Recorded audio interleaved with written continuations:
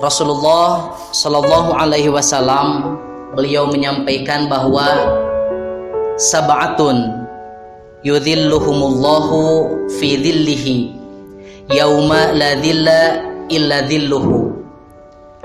Ada 7 kelompok atau 7 golongan yang mana mereka akan mendapatkan naungan Allah Subhanahu wa taala ketika nanti tidak akan pernah ada naungan kecuali hanya naungan dari Allah Subhanahu wa taala. Hadis ini sangat familiar, sering dikaji dan disampaikan oleh para asatid. Di masjid manapun, dalam kajian seperti apapun, hadis ini sering diulang-ulang.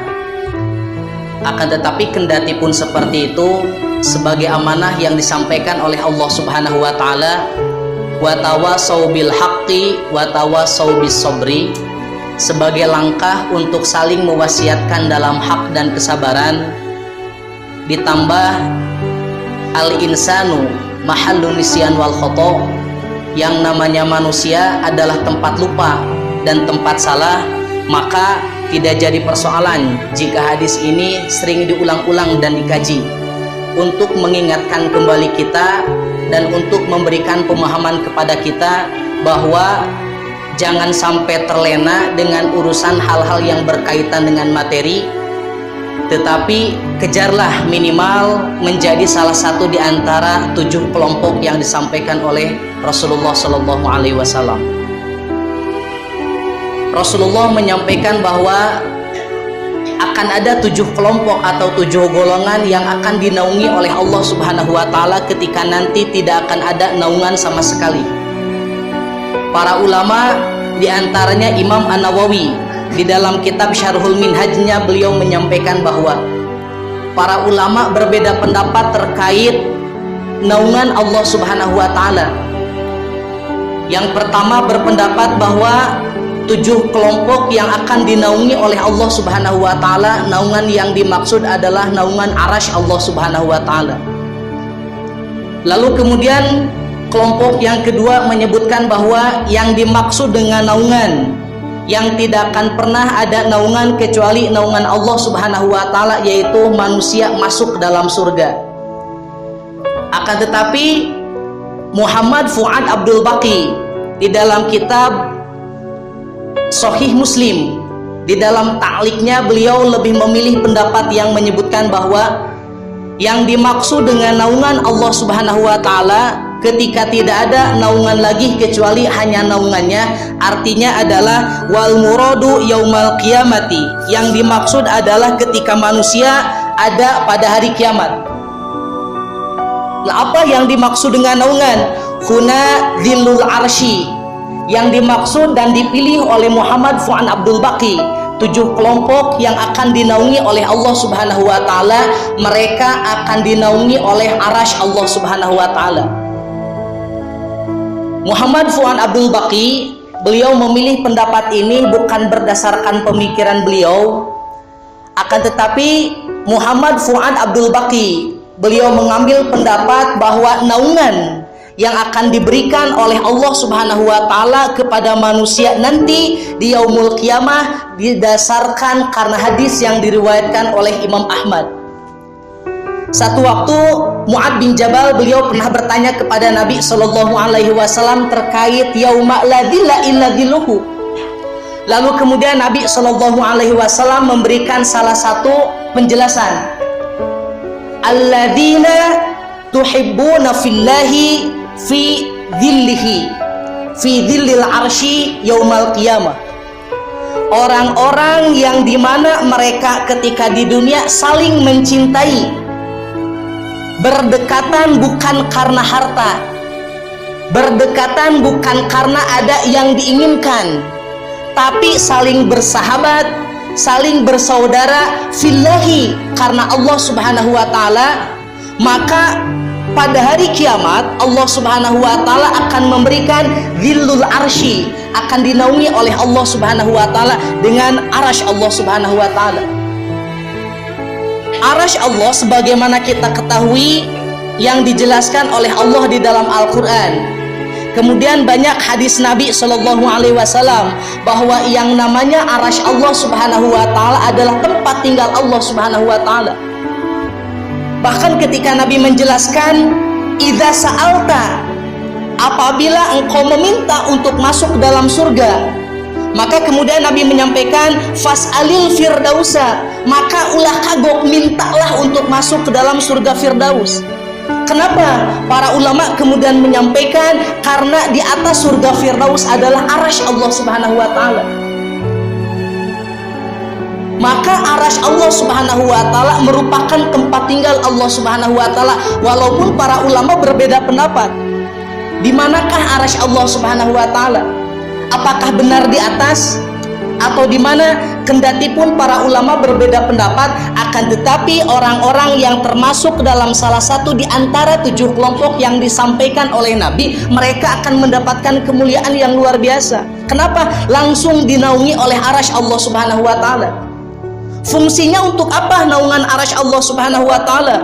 Muhammad Fuad Abdul Baqi beliau menyampaikan, idza kana an-nasu li rabbil alamin, apabila manusia berhadapan dengan Allah Subhanahu Wa Taala, apabila manusia akan ditanya dan dihisab oleh Allah Subhanahu Wa Taala pada hari kiamat nanti, para ulama mentakwil, para ulama menjelaskan yang dimaksud dengan manusia berhadapan dengan Allah Subhanahu Wa Taala bukan seluruh manusia akan berhadapan dengan Allah Subhanahu Wa Taala, tapi yang dimaksud dengan manusia berhadapan dengan Allah Subhanahu Wa Taala di mana manusia akan dihisab oleh Allah Subhanahu Wa Taala melalui perantara para malaikat, mana amal baik dan mana amal buruk.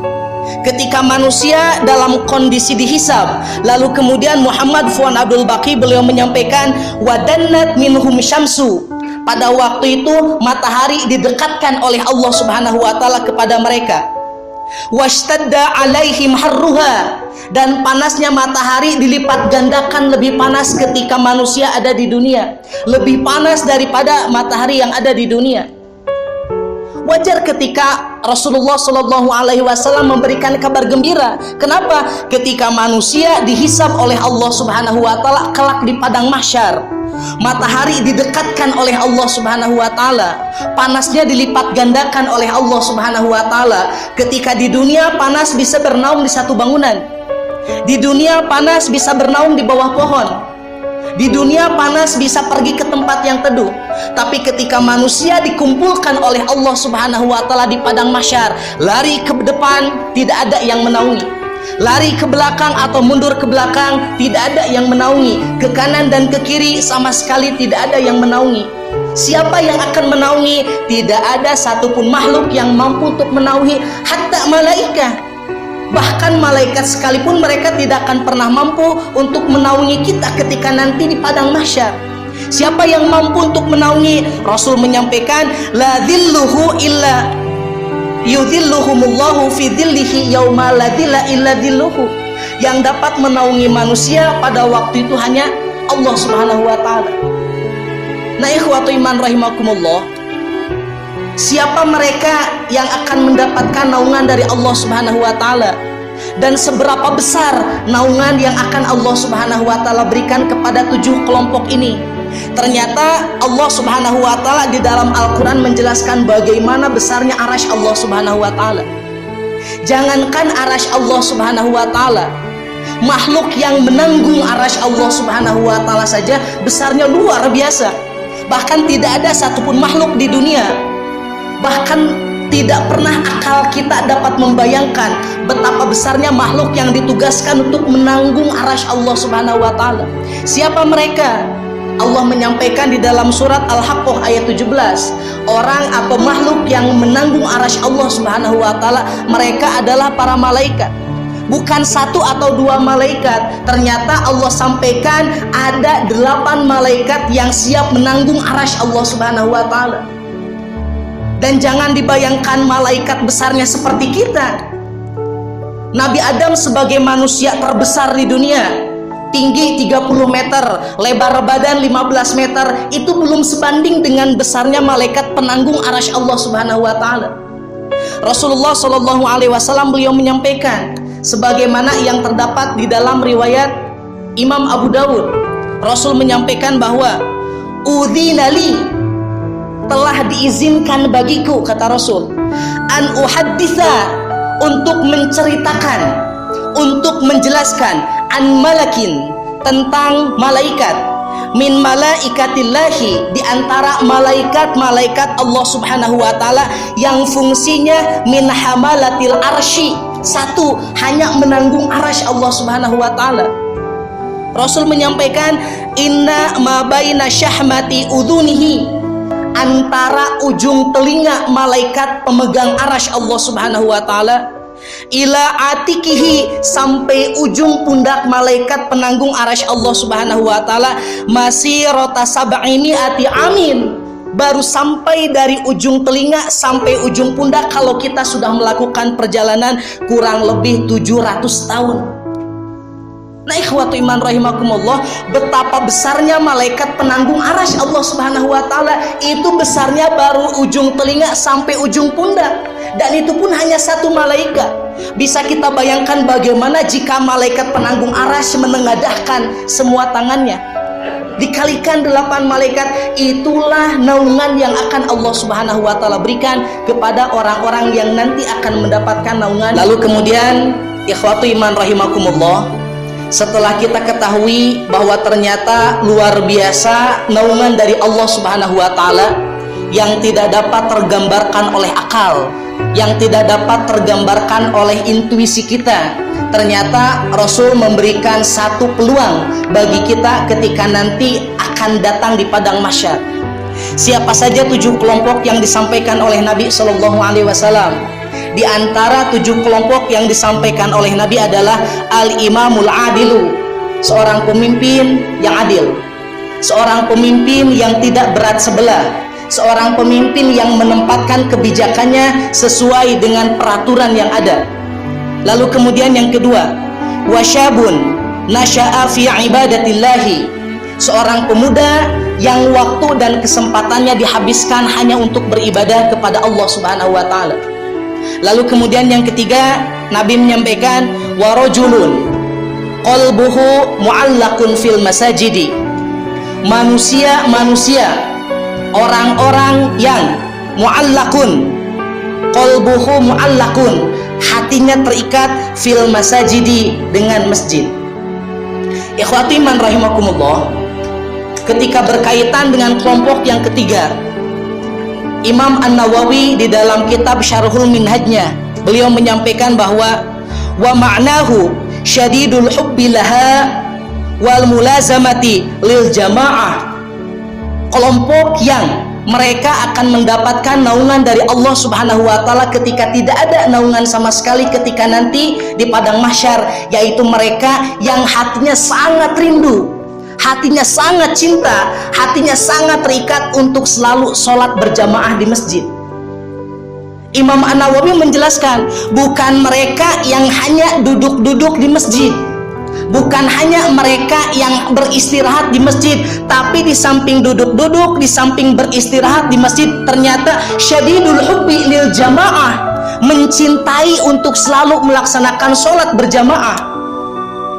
Nah, ikhwatu iman rahimakumullah, di dalam hadis Nabi Shallallahu Alaihi Wasallam menyampaikan, man shalla lillahi arba'ina yauman, barang siapa yang melaksanakan sholat karena Allah Subhanahu wa taala arba'ina yauman, selama kurang lebih 60 hari atau 60 malam, fi jama'atin, dilaksanakan secara berjamaah, yudrikut takbiratal ula, yang mana bukan hanya berjamaah, tapi selama 40 hari 40 malam mereka tidak pernah masbuk, atau selama 40 hari 40 malam imam takbir, dia pun mengikuti takbir yang pertama. Maka kemudian Nabi menyampaikan, kutiba lahu baro'atani, akan ditetapkan bagi orang yang seperti itu 2 kebahagiaan, atau orang yang seperti itu akan dilepaskan oleh Allah Subhanahu wa taala dari 2 ikatan. Apa saja? Yang pertama, baro'atun minan nari, orang yang sholat 40 hari 40 malam tanpa masbuk sekalipun, dia akan dijauhkan oleh Allah Subhanahu wa taala dari siksa api neraka.